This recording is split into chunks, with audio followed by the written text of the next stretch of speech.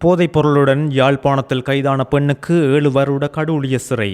யாழ் மேல் நீதிமன்றம் அதிரடி. 6 நாட்களுக்கு பின் அழுகிய நிலையில் சடலமாக மீட்கப்பட்ட இளம் பாடகி, வெளிநாட்டுக்கு தப்பியோடிய காதலன்.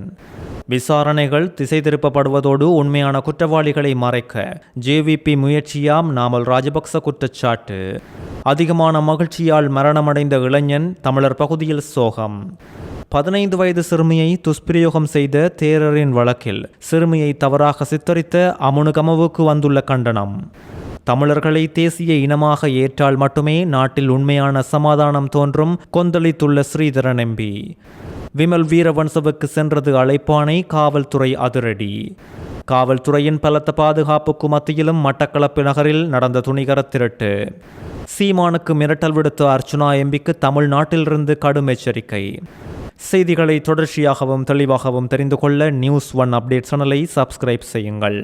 யாழ்ப்பாணத்தில் பொம்மைவெளி பக்கத்தில் கடந்த 2020 ஜூன் மாதம் 1 கிராம் ஹெரோயின் போதைப் பொருளை தன் வசம் வைத்திருந்த குற்றச்சாட்டில் கைது செய்யப்பட்ட பெண்ணுக்கு 7 வருட கடூழிய சிறை தண்டனை மற்றும் 1 லட்சம் ரூபாய் தண்டப்பணம் விதித்து யாழ்ப்பாண மேல் நீதிமன்ற நீதிபதி அலெக்ஸ் ராஜா இன்று அதிரடியாக தீர்ப்பளித்துள்ளார். அதிகரித்து வரும் போதைப் பொருள் குறித்த குற்றங்கள் மற்றும் உயர் நீதிமன்ற வழக்குகளை மேற்கோள் காட்டி போதைப் பொருள் குற்றவாளிகளுக்கு அதிஉச்ச தண்டனை வழங்க வேண்டும் என வழக்கு தொடுநர் தரப்பில் சட்டமா அதிபர் சார்பில் ஆஜராக இருந்த அரசு சட்டவாதி ஆறுமுகம் தனுசன் சமர்ப்பணங்களை முன்வைத்த நிலையில் குறித்த தண்டனை வழங்கப்பட்டுள்ளது.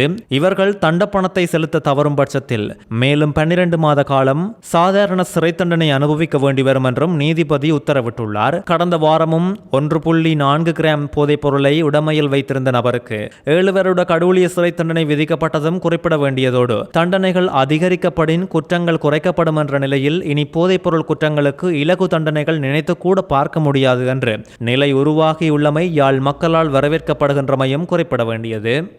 இளம் வயது பாடகி காணாமல் போன நிலையில் 6 நாட்களுக்கு பின் கால்வாயில் இருந்து சடலமாக மீட்கப்பட்ட சம்பவம் பெரும் அதிர்ச்சியை உண்டாக்கியுள்ளது.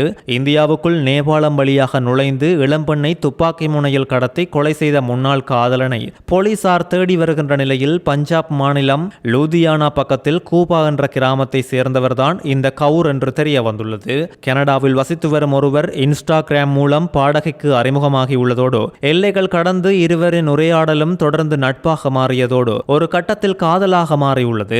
தொடர்ந்து கடந்த 13ஆம் தேதி இரவு 8:30 மணிக்கு தன்னுடைய காரில் கடைக்கு இந்தர் கவுர் சென்றுள்ளார். நள்ளிரவாகியும் அவர் வீடு திரும்பாததால் குடும்பத்தினர் மறுநாள் காலையில் இந்தர் கவுரை காணவில்லை என்று போலீசில் முறைப்பாடு அளித்துள்ளனர். காணாமல் போய் 6 நாட்களுக்கு பின் கூபா கிராமத்தில் இருந்து 1 கிலோமீட்டர் தொலைவில் உள்ள நீலோ கால்வாயில் அழுகிய நிலையில் சடலமாக கண்டெடுக்கப்பட்டுள்ளார். அதன் அருகே இரத்த கரையுடன் நின்றிருந்த பாடகியின் காரும் கண்டுபிடிக்கப்பட்டதோடு இது தொடர்பில் அந்த நாட்டு போலீசார் விரிவான விசாரணைகளை மேற்கொண்டு வருவதோடு பல திடுக்கிடும் தகவல்கள் அம்பலமாகியுள்ளது.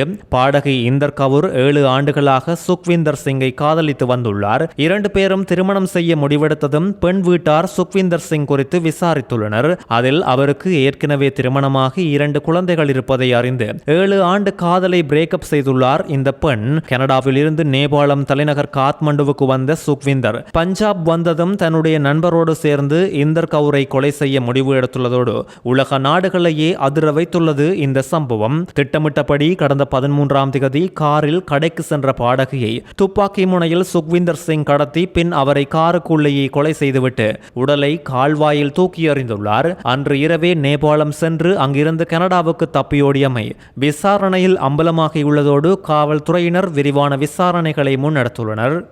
கடந்த 2019ஆம் ஆண்டு இலங்கையில் நடத்தப்பட்ட உயிர்த்த ஞாயிறு தாக்குதல் குறித்த விசாரணைகள் தற்போதைய அரசாங்கத்தினால் தங்களின் அரசியல் தேவைகளுக்காகத்தான் திட்டமிட்டபடி திசை திருப்பப்பட்டு நடந்து வருவதாக ஸ்ரீலங்கா பொதுஜன பெரமுனவின் நாடாளுமன்ற உறுப்பினர் நாமல் ராஜபக்ச கொந்தளித்துள்ளார்.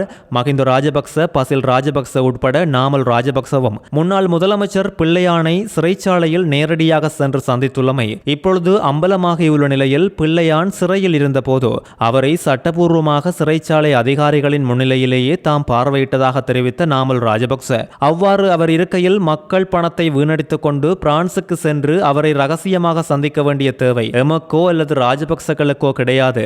ஆனால் அனுர அரசு இந்த வீண் வேலையை செய்வதாக தெரிவித்துள்ளார். உயிர்த்த ஞாயிறு தாக்குதல் குறித்த கோப்புகளை மூடி மறைத்த அதிகாரிகளுக்கு தற்போதைய அரசாங்கத்தில் பதவி உயர்வுகள் வழங்கப்பட்டுள்ளதாக நாமல் ராஜபக்ச குற்றம் சாட்டியுள்ளதோடு தாக்குதலை திட்டமிட்டு வழிநடத்தியவர்களின் பெற்றோர்கள் மக்கள் ஜேவிபியின் நெருங்கிய உறுப்பினர்களாக செயல்பட்டவர்கள் என்றும் தாக்குதல்தாரரின் தந்தை ஜேவிபியின் தேசிய பட்டியலில் இடம்பெற்றிருந்தவர் என்பதும் வெளிப்படையானது என நாமல் ராஜபக்ச குறிப்பிட்டுள்ளார். புலனாய்வு பிரிவின் முன்னாள் பிரதானி சுரேஷ் சாலே இந்த தாக்குதல்களோடு தொடர்புடையவர் என கூறப்படும் குற்றச்சாட்டுகள் குறித்து பேசிய நாமல், தேர்தல் காலங்களில் சர்வதேச நாடுகளின் தொடர்புகள் மற்றும் சான்றுகள் தம் வசம் இருப்பதாக கூறியவர்கள் தற்போதைய தங்களது ஆட்சியில் ஏன் அந்த ஆதாரங்களை நீதிமன்றத்தில் சமர்ப்பிக்கவில்லை என்று கேள்வி எழுப்பியதோடு போலீஸ் மற்றும் சட்டத்துறை அமைச்சுக்கள் தற்போது ஜேவிபியின் விருப்பத்திற்கு ஏற்பவே சட்டத்தை வளைத்து வருவதாகவும் சாடியுள்ளார். ராஜபக்சக்கள் மீது இராணுவத்தினரை அவமதித்ததாக சுமத்தப்படும் குற்றச்சாட்டுகளை நிராகரித்த நாமல் ராஜபக்ச, எல்டிடிஇ அமைப்பை தவிர இலங்கையின் வரலாற்றில் ஜேவிபியினரே கடந்த காலங்களில் அதிகளவிலான இராணுவத்தினரை படுகொலை செய்தார்கள் என்றும் இந்த நேரம் சுட்டிக்காட்டியுள்ளார். ஒரு நாடாளுமன்ற உறுப்பினர் தனது வரப்பிரசாதங்கள் குறித்து பேசும்போது அவர் வெளியேற்றப்படுவதாக குறிப்பிட்ட நாமல் ராஜபக்ச, நாடாளுமன்ற சபாநாயகர் நடுநிலையாக செயல்பட வேண்டும் என்றும் தேசிய மக்கள் சக்தி கட்சியின் சபாநாயகரைப் போல நடந்து கொள்ளக்கூடாது என்றும் தனது பேட்டியில் மேலும் வலியுறுத்தியுள்ளார். திருமணம் நிச்சயிக்கப்பட்டிருந்த இளைஞன் தூக்கத்திலேயே உயிரிழந்த சம்பவம் புதுக்குடியிருப்பு பகுதியில் பதிவாகியுள்ளது. 27 வயதுடைய இளைஞன் ஒருவர் முல்லைத்தீவு புதுக்குடியிருப்பு பகுதியில் திடீரென மரணமடைந்த சம்பவம் பெரும் சோகத்தை உண்டாக்கியுள்ளதோடு புதுக்குடியிருப்பு 2ஆம் வட்டாரத்தை சேர்ந்த இளைஞனே இவ்வாறு உயிரிழந்துள்ளார். கடந்த 18ஆம் தேதி இரவு ஆட்டிறைச்சி கறியுடன் உணவு உட்கொண்டுவிட்டு உறங்கச் சென்ற குறித்த இளைஞன் மறுநாள் காலையில் தாயார் எழுப்பிய போது உடல் விரைத்த நிலையில் உயிரிழந்து காணப்பட்டுள்ளார். இதனையடுத்து சடலம் மருத்துவமனைக்கு கொண்டு செல்லப்பட்டு பிரேத பரிசோதனைக்கு உட்படுத்தப்பட்ட போது பரிசோதனையில் அவர் அளவுக்கு அதிகமான மகிழ்ச்சி மற்றும் உணர்ச்சி வசப்பட்ட நிலை காரணமாக ஏற்பட்ட திடீர் மாரடைப்பினால் உயிரிழந்துள்ளமை தெரிய வந்துள்ளது. இந்த இளைஞனுக்கு இன்னும் ஒரு மாத காலத்தில் திருமணம் நடைபெறவிருந்த நிலையிலேயே இந்த எதிர்பாரா துயரம் நிகழ்ந்துள்ளமை குடும்பத்தினரையும் உறவினர்களையும் பெரும் கவலையில் ஆழ்த்தியுள்ளதோடு இரவு நேர உணவு மற்றும் ஆரோக்கியம் குறித்த விழிப்புணர்வுகளால் மக்களுக்கு இப்பொழுது பகிரப்பட்டு வருகின்றது. திடீர் மரணங்களை தடுக்கும் நோக்கில் இரவு நேர உணவு பழக்கம் குறித்து மருத்துவர்கள் வழங்கும் சில விழிப்புணர்வு ஆலோசனைகள் விடுக்கப்பட்டுள்ளது. இரவு நேரம் தாமதமாக அதிக கொழுப்புள்ள உணவுகளை சாப்பிட்டுவிட்டு உடனடியாக தூங்க செல்லும் போது உடலில் இரத்த அழுத்தம் மற்றும் கொழுப்பின் அளவு திடீரென மாறுபட்டு இதயத்துக்கு செல்லும் இரத்த ஓட்டத்தில் பாதிப்பை உண்டாக்கலாம். சில நேரங்களில் சாப்பிட்ட உணவு சரியாக செரிக்காமல் வாந்தியாக முற்படும் போது அது தூக்க கலக்கத்தில் மூச்சுக்குழாயை அடைத்து மூச்சு திணறலை உண்டு பண்ணலாம். இதனால் திடீர் மரணங்கள் உண்டாக வாய்ப்புகள் உண்டு. இரவு உணவை எப்போதுமே உறங்குவதற்கு குறைந்தது 2 அல்லது 3 மணி நேரத்திற்கு முன்பாகவே உட்கொள்வதை வழக்கமாக்கிக் கொள்ள வேண்டும். இரவு நேரங்களில் கொழுப்பு அதிகமுள்ள உணவுகள், அதிக காரமான இறைச்சிக்கறிகளை அளவுக்கு அதிகமாக உண்ணாமல் எளிதில் செரிமானமாக கூடிய உணவுகளை உண்பது சிறந்தது.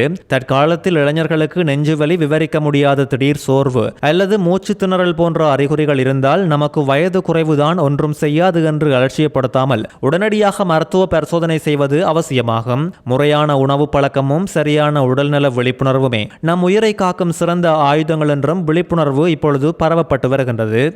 தேசிய சுதந்திர முன்னணியின் தலைவரும் முன்னாள் நாடாளுமன்ற உறுப்பினருமான விமல் வீரவன்சவுக்கு வாக்குமூலம் ஒன்றை வழங்க நாளை 22ஆம் தேதி தலங்கம காவல் நிலையத்தில் முன்னிலையாகுமாறு அழைப்பாணை ஒன்று விடுக்கப்பட்டுள்ளது.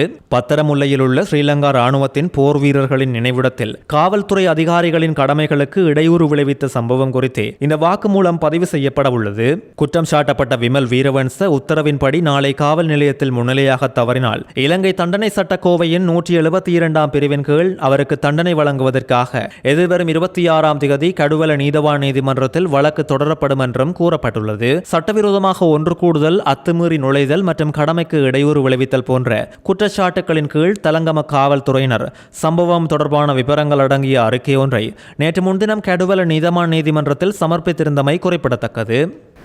அனுராதபுரம் அட்டமஸ்தானாதிபதி தேரரின் கைது மற்றும் தடுப்பு காவல் உத்தரவு குறித்து ஊடக சந்திப்பொன்றில் கருத்து வெளியிட்ட சர்வஜன பலய கட்சியின் தேசிய அமைப்பாளரும் முன்னாள் அமைச்சருமான திலும் அமுனுகம சமூக வலைதளங்களில் கடுமையான விமர்சனங்களுக்கு உள்ளாகியுள்ளார். கட்சிக்கு வந்த தகவல்களின்படி பாலியல் தொழிலாளியொருவரின் வாக்குமூலத்தின் அடிப்படையிலேயே குறித்த கைது நடவடிக்கை நடந்துள்ளதாக திலும் அமுனுகம ஊடகவியலாளர் சந்திப்பில் குறிப்பிட்டதோடு அட்டமஸ்தானாதிபதி தேரர் ஒரு பாலியல் தொழிலாளியின் வாக்குமூலத்தை அடிப்படையாக வைத்து கைது செய்யப்பட்டுள்ளார் என்று அவர் குறிப்பிட்டிருந்தார். அமுனுகமவின் குறித்த அறிவிப்பை அடுத்து சமூக வலைதள பயனாளர்கள் அவரது கருத்துக்கு கடும் எதிர்ப்பு வெளியிட்டு கேள்விகளை எழுப்பி வருவதோடு இந்த விவகாரத்துடன் தொடர்புடையவர் 15 வயதுடைய ஒரு சிறுமி என்பது ஊடக அறிக்கைகள் மூலம் தெரிய வந்துள்ளதோடு முன்னாள் அமைச்சர் பயன்படுத்திய மோசமான வார்த்தை பிரயோகம் தொடர்பிலும் அதிருப்தியை பலரும் வெளியிட்டுள்ளனர். 15 வயதுடைய ஒரு சிறுமியை எவ்வாறு இப்படி இத்தகைய பதங்களை பயன்படுத்தி பகிரங்கமாக சித்தரிக்க முடியும் என்று சமூக வலைதள பயனாளர்கள் கேள்வி எழுப்பியதோடு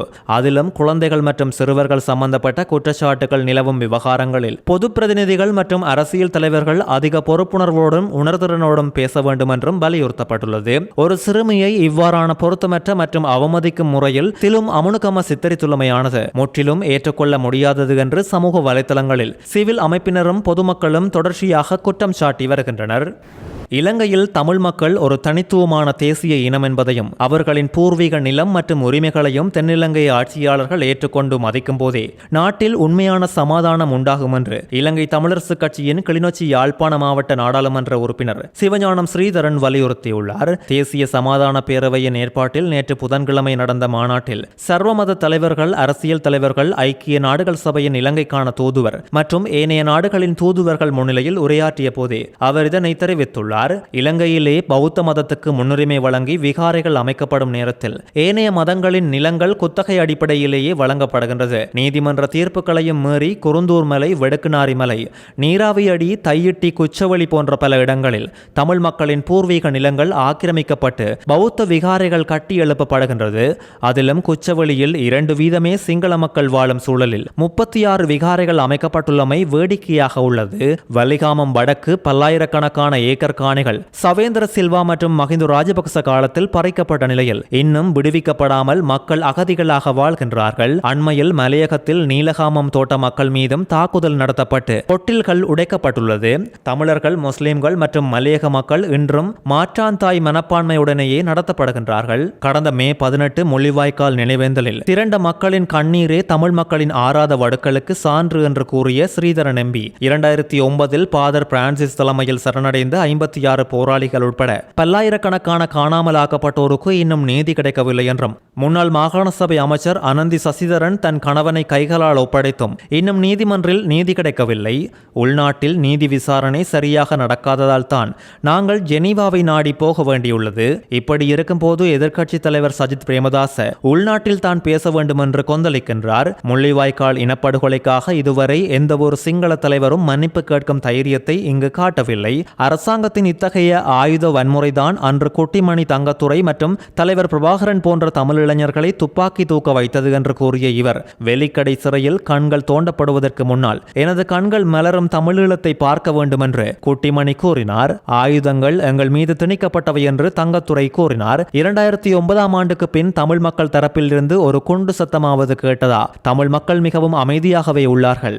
ஆட்சியாளர்கள் மாறி 1.5 வருடங்கள் கடந்தும் சமாதானத்திற்கான தூரம் இன்னும் எட்டாக்கணியாகவே உள்ளது. நாங்களும் நீங்களும் இந்த நாட்டின் சம பங்காளிகளாக வாழ வேண்டுமானால் தமிழர்களை ஒரு தேசிய இனமாக தென்னிலங்கை ஏற்றுக்கொள்ள வேண்டும் என்றும் ஸ்ரீதரன் எம்பி வலியுறுத்தியுள்ளார்.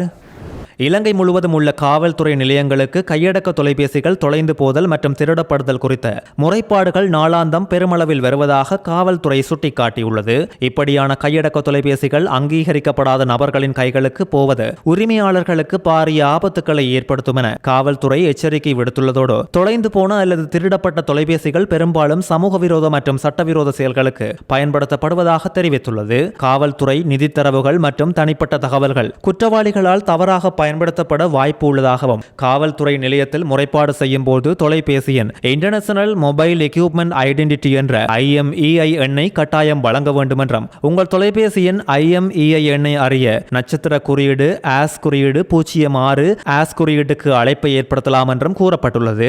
தொலைந்த தொலைபேசிகளை கண்டறிய இலங்கை காவல்துறை அறிமுகப்படுத்தியுள்ள indeed.police.lk என்ற இணையதளத்தில் உங்கள் விவரங்களை பதிவு செய்யலாம். மீண்டும் அந்த இணையம் indeed.police.lk. பிறருக்கு சொந்தமான உடைமைகளை தன்னிடம் வைத்துக் கொள்வது இலங்கை தண்டனை சட்ட கோவையின் கீழ் குற்றவியல் முறைகேடு என்றும் இதற்கு 2 ஆண்டுகள் வரை சிறை தண்டனைகள் கிடைக்கும் என்றும் ஆகவே கண்டெடுக்கப்படும் தொலைபேசிகளை உடனடியாக அருகிலுள்ள காவல்துறை நிலையத்தில் ஒப்படைத்து அதற்கான ரசீதை பெற்றுக் கொள்ளுமாறு பொதுமக்களுக்கு அறிவுறுத்தப்பட்டுள்ளது. திருடப்பட்ட தொலைபேசிகளை மலிவான விலையில் வாங்கி வைத்திருப்பது ஒரு குற்றம் என்றும் இதற்கு 3 ஆண்டுகள் வரை சிறை தண்டனை விதிக்கப்படலாம் என்றும் 2ஆம் நிலை தொலைபேசிகளை வாங்கும் போது அவை திருடப்பட்டவை அல்ல என்பதை ஐநீட் முறையின் ஃபைண்ட் ஜென்யூன் போன் வசதியை பயன்படுத்தி சரிபார்க்குமாறு காவல்துறை கேட்டுக் கொண்டுள்ளது. மட்டக்களப்பில் ஜனாதிபதி அனுரகுமார வருகையை முன்னிட்டு காவல்துறையின் பலத்த பாதுகாப்புக்கு மத்தியிலும் தனியார் பேருந்து தரிப்பு நிலையத்துக்கு முன்னால் 2 புடவை கடைகள், ஒரு இலத்திரனியல் கடை உட்பட அருகருகே இருந்த 3 கடைகளை திருடர்கள் உடைத்து அங்கிருந்து பல லட்சம் ரூபாய் பணம் மற்றும் பொருட்களை திருடி சென்ற சம்பவம் நேற்று அதிகாலை நடந்துள்ளது. ஜனாதிபதி வருகையை முன்னிட்டு முக்கிய சந்திகள் மற்றும் வீதிகளில் காவல்துறையினர் இரவு பகலாக பலத்த பாதுகாப்பு நடவடிக்கையில் ஈடுபட்டு வந்துள்ளனர். நகரின் மணிக்கூட்டு கோபுரத்தில் இருந்து சுமார் 50 மீட்டர் தூரத்தில் உள்ள தனியார் பேருந்துகள் நிறுத்தும் பிரதான பேருந்து நிலையத்திற்கு முன்னால் உள்ள 2 புடவைக்கடை, ஒரு இலத்திரனியல் மற்றும் கைத்தொலைபேசிகள் விற்பனை செய்யும் கடைகளின் பூட்டை உடைத்து கடைகளுக்குள் திருடர்கள் உட்சென்றுள்ளதோடு அங்கிருந்த பணம் மற்றும் இலத்திரனியல் பொருட்களை திருடி சென்றுள்ளனர். இதுகுறித்து மேலதிக விசாரணைகளை மட்டக்களப்பு தலைமையக காவல்துறையினர் மேற்கொண்டுள்ளனர். நாடாளுமன்ற உறுப்பினர் ராமநாதன் அர்ச்சுனா தமிழ்நாட்டின் அரசியல்வாதியான நாம் தமிழர் கட்சியின் தலைவர் சீமானுக்கு பகிரங்க கொலை மிரட்டல் விடுத்ததாக சுட்டிக்காட்டிய பாமக நிறுவனர் ராமதாஸ் அர்ச்சுனா சீமானிடம் தமிழ்நாட்டு மக்களிடமும் உடனடியாக பகிரங்க மன்னிப்பு கேட்க வேண்டும் என்று வலியுறுத்தியுள்ளார்.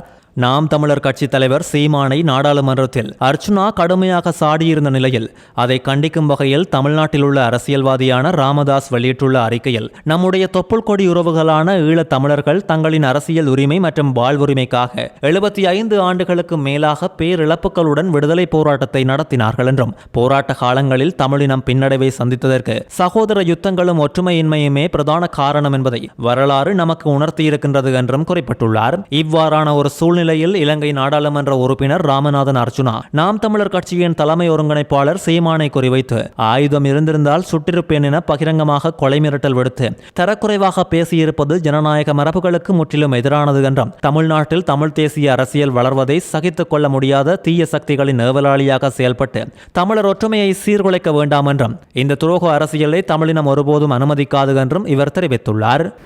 உயர் இரத்த அழுத்தத்தால் இலங்கையில் 3 ஒருவர் பாதிக்கப்பட்டுள்ளதாக சுகாதார அமைச்சு தெரிவித்துள்ளதோடு உயர் இரத்த அழுத்தம் பெரும்பாலும் வெளிப்படையான அறிகுறிகளை வெளிப்படுத்துவதில்லை என்றும் ஆகவே குறிப்பாக 35 வயதுக்கு மேற்பட்டவர்கள் வழக்கமான மருத்துவ பரிசோதனைகளை மேற்கொள்வது அவசியம் என்று சுகாதார அமைச்சின் தொற்றா நோய்கள் பிரிவின் பணிப்பாளர் வைத்தியர் ஸ்ரீனி அழகப்பெரும தெரிவித்துள்ளார். சாத்தியமான சுகாதார அபாயங்களை முன்கூட்டியே கண்டறியும் பொருட்டு குறைந்தது 6 மாதங்களுக்கு ஒரு முறையோ அல்லது ஆண்டுதோறும் தங்கள் இரத்த அழுத்தத்தை பரிசோதிக்க வேண்டும் என அழகப்பெரும அறிவுறுத்தியதோடு இலங்கையில் உயர் இரத்த அழுத்தத்தால் பாதிக்கப்பட்டவர்களில் 63% பேர் சிகிச்சை பெறுவதில்லை என்றும் சிகிச்சை பெறுபவர்களில் 39% பேர் தங்கள் இரத்த அழுத்தத்தை கட்டுப்பாட்டில் வைத்திருக்க தவறிவிடுவதாகவும் சுட்டிக்காட்டியுள்ளார். அதிகப்படியான உப்பு நுகர்வு உயர் இரத்த அழுத்தத்துக்கு ஒரு முக்கிய காரணமாக இருப்பதாக சுகாதார அமைச்சு சுட்டிக்காட்டியுள்ளது.